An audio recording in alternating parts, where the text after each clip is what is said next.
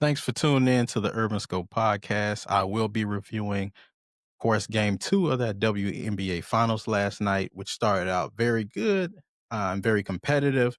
And then all of a sudden, things turned around. So the Mercury didn't keep the same energy that they had in game one, the same thrive.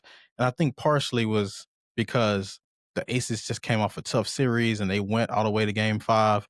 And then, of course, Phoenix had a couple of days rest. So I think the Aces were a little fatigued, but then they still were able to get the victory. So I think that is troubling for the Mercury coming out because if you didn't catch them on a day where they were tired and kind of mentally fatigued, how could you catch them on any other day?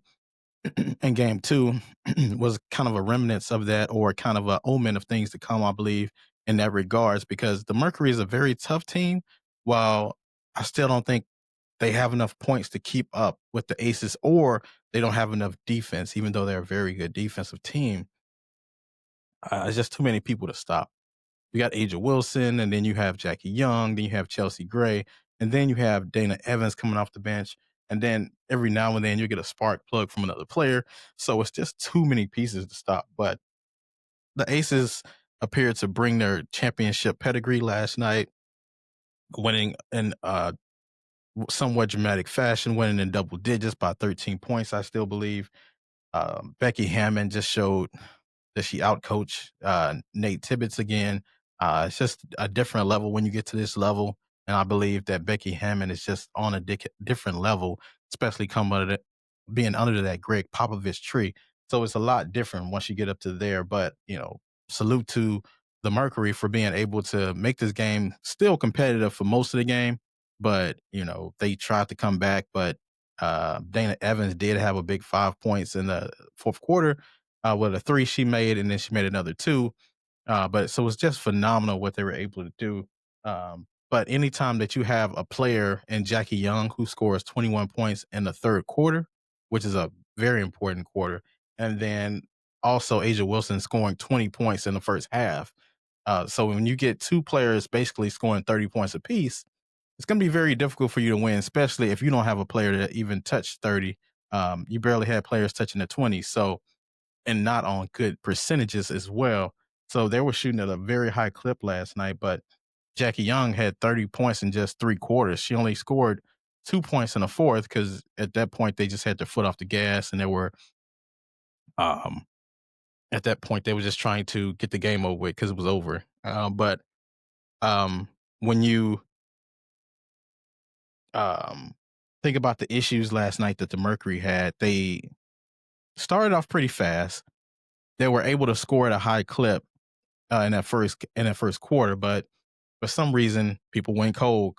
Kalea Cooper, um, what she was able to do at the beginning, shooting the threes, but then she got cooled off, and that what kept them in the game most of the time.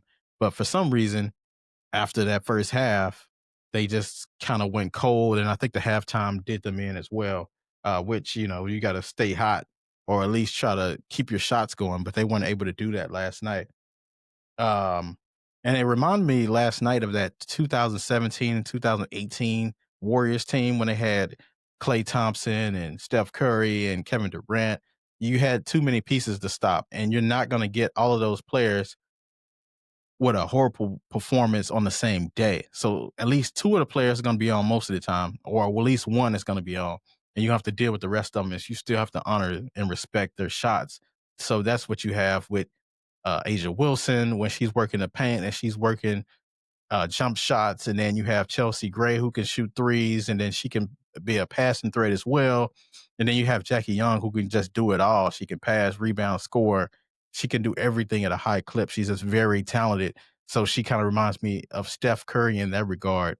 As far as comparing them to that Warriors team, it's just too many pieces to stop.